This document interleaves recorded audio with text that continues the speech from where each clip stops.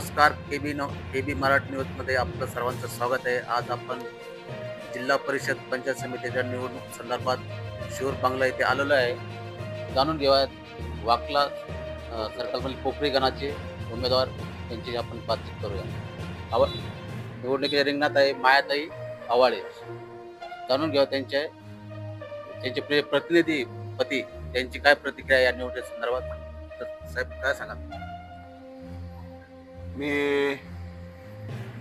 मायाताई सुभाषराव आव्हाळे यांना भारतीय जनता पार्टीने आणि शिवसेना महायुती जी झालेली आहे या निवडणुकीमध्ये, या शिवसेना भाजप आणि रिपाई युतीचा उमेदवार म्हणून माझ्या पत्नीला या पोखरी पंचायत समितीतून उमेदवारी मिळालेली आहे. आणि पक्षाचा आदेश मिळाल्यामुळे आणि युती झाल्यामुळे आज आम्ही शिवसेना भाजप रिपाई युतीचा उमेदवार म्हणून उद्यापासून जोमाने कामाला लागलो. पंचायत पोखरी गणात आपल्याला काय काय कामं करता येईल अशा काही संदर्भ द्याल. तर यापूर्वी पंचायत समिती आमचे मागील जे पंचायत समितीचे उमेदवार होते सन्माननीय आनंद निकम सर यांच्या पत्नी आमच्या ताई, त्यांनी सुद्धा चांगलं भरघोस असं काम प्रत्येक गावामध्ये गणामध्ये त्यांनी पोहोचण्याचा प्रयत्न केलेला आहे. परंतु पंचायत समितीमधून काम करत असताना बरेच काही लिमिटेशन असतात. परंतु जिल्हा परिषद मेंबर असल्यानंतर तो प्रत्येक गावामध्ये काही ना काही आर्थिक स्वरूपामध्ये मदत करू शकतो किंवा वेगवेगळ्या सुविधा करू शकतो. तसं पंचायत समितीच्या मेंबरला असा काही ठराविक असा कोटा वगैरे निधी वगैरे नसल्यामुळे मागच्याही वेळेस आमच्या भगिनी निकमताई यांनी या गटाचं नेतृत्व करून चांगल्या प्रकारे त्यांनी काम या विकास केलेला आहे.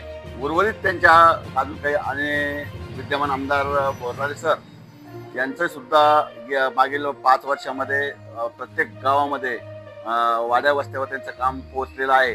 आणि त्यामुळे एकनाथ शिंदे आणि फडणवीस साहेब यांच्या दोघांच्या आदेशानुसार ही युती झालेली आहे. आणि त्यामुळे बरेचसे कामं या झालेले आहेत. आणि उर्वरित जे काही कामं शिल्लक असेल तर ते कामं आम्ही या गणातील करण्याचा पुरेपूर आमच्या वतीने प्रयत्न करू. आपली वैजापूरमध्ये युती झालेली आहे भाजप शिवसेनामध्ये. काही अपक्ष उमेदवारी या रिंगणात असणार आहे, त्यांचं तुमच्यासमोर काय आव्हान असतं? हे बघा, अपक्ष उमेदवाराचं कुठलंही आव्हान नसतं. आज आपल्या समोरच्या रिंगणामध्ये अनेक अपक्ष उमेदवार दिसतात. तर युती ही फार उशिरा झाली.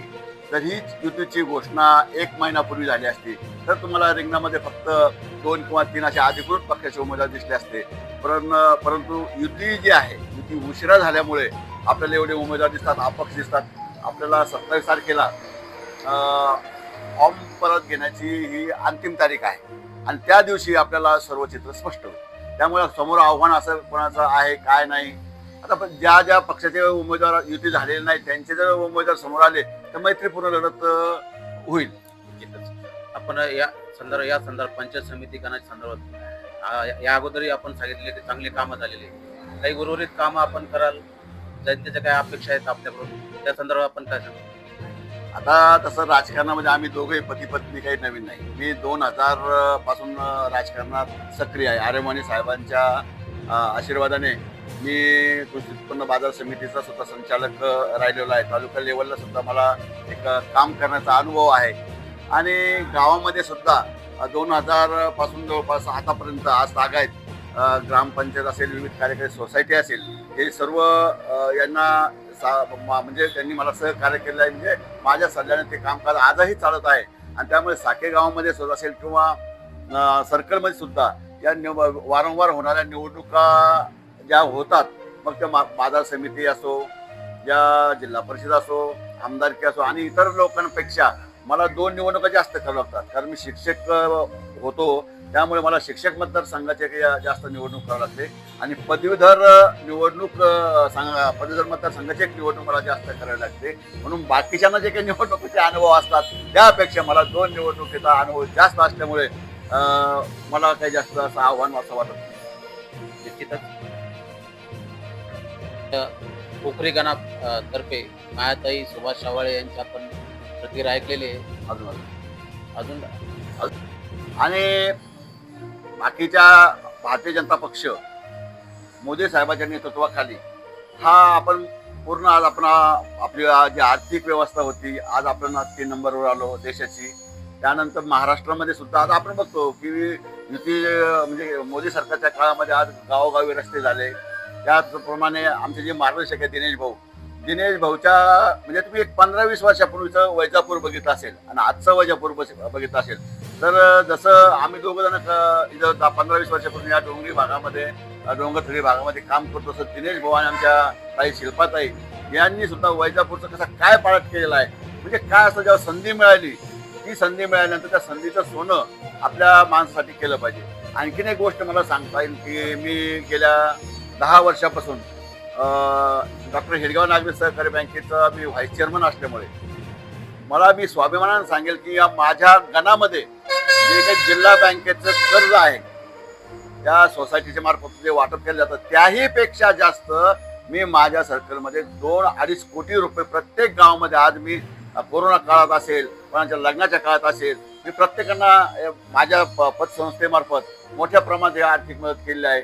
आणि याही आपण दिनेश भाऊंच्या आशीर्वादाने पुन्हा दिनेश भाऊंनी मला आदेश केल्यामुळे यावेळेच्या मागच्या 2 महिन्यामध्ये निवडणूक झाली हेडगाव बँकेची याही निवडणुकीमध्ये मी पुन्हा प्रचंड मताने निवडून आलोय. म्हणजे शहरामध्ये दिनेश भाऊंना शिल्पा भाभी ज्या पद्धतीने काम करतात त्याच पद्धतीने आम्ही असं त्यांची तुलना आम्ही करत नाही पण त्यांच्या मागे राहून खालीचा वाटा उचलण्याचं आम्ही काम करतो. राहिला प्रश्न दुसरा आणखी सांगतो की प्राध्यापक आपले आमदार बोरणार सर आणि आम्ही दोघंही आम्ही एकाच गुरुचे शिष्य आहे आर्यमणी साहेबांचे शिष्यच आहे. पहिल्या निवडणुकीमध्ये मी माझ्या गावातून सरांना नंबर 1चं मतदान केलेलं आहे. आता ठीक आहे प्रत्येक निवडणुकीमध्ये आजही सरांचं माझं एवढं सौख्य आहे परंतु काय असतं की काही गोष्टी एकमेकांची विचारधारा असते काही ठिकाणी होत नाही. परंतु सार्वजनिक कामामध्ये दिनेश भाऊ आणि बोरणारे सरांची सुद्धा तालुक्याच्या बाबतीमध्ये तळमळ आहे. आज बोरणार सरांनी गाळापर्यंत गावापर्यंत डांबरी रस्ते बनवले प्राथमिक आरोग्य सुविधा पुरवल्या आणि सगळ्यात महत्वाचं बोरणार सरांचा एक गुण म्हणजे त्या माणसाचं म्हणजे माणसाने विरोधक जरी असले तरी सुद्धा गुण गायले पाहिजे की जेव्हा या तालुक्यात कान्याकोपऱ्यात पुढे अपघात होतो पुढे शेतकऱ्याचं एखादं जळीत होतं कोणाच्या घराचं असं जळीत वगैरे असे प्रकार घडतात किंवा नैसर्गिक आपत्ती जेव्हा येते तर नैसर्गिक आपत्तीमध्ये येणाऱ्या संकटामध्ये कसं धावून जावं हा गुण मात्र मी आमदार बोरणार सरांचा घेणार आहे. शेतकऱ्यांचे काही प्रश्न आहेत आपल्या तालुक्यावर अनुदानाच्या बाबतीत काही अन्याय झालेले आहे याबद्दल आपण काही आवाज उठवणार. हे बघा शेतकऱ्याच्या या नैसर्गिक आपत्तीमुळे जे शेतकऱ्याचं जे अनुदान आहे त्या अनुदान वाटपमध्ये काही तांत्रिक बाबी झाल्या आहेत. पश्चिम महाराष्ट्रात जे वाटप झाली आणि वैजापूर तालुक्यात जी वाटप झाली त्यामध्ये थोडा फरक राहिलेला आहे की तिकडे जास्तीत जास्त त्या ठिकाणी अनुदान मिळालेलं आहे. परंतु आमदार बोरणारे सरांनी हा प्रश्न सुद्धा अधिवेशनात लावला आणि बोरणारे सरांनी आणि दिनेश भाऊंनी या फार पूर्ण म्हणजे मिनिस्टर लेवलला दोन्ही दिनेश भाऊ सुद्धा आणि बोरणारे सुद्धा याचा पाठलाग करत आहे. कायदेशीर आपल्या प्रशासनाची काही चूक असल्यामुळे त्या अनुदानामध्ये जे काही आपल्याला कमी मिळालेलं आहे पण ते सुद्धा शासकीय पातळीवर प्रयत्न चालू आहे. निश्चितच आज ना उद्या हे दोन्ही नेते तो प्रश्न सोडून शेतकऱ्याला अनुदान इतराप्रमाणे मिळवून देतील. निश्चितच हवाळे साहेब तुमची प्रतिक्रिया खूप आपल्यासोबत सरांचे काही कार्यकर्ते माहीत आहेत जाणून घ्या. बळेगावचे सरपंच आहेत आपल्यासोबत. तर सरपंच साहेब या निवडणुकी संदर्भात व माहीत आहे आज उभा राहणार आहे त्यांच्या कार्याबद्दल आपण काय सांगू.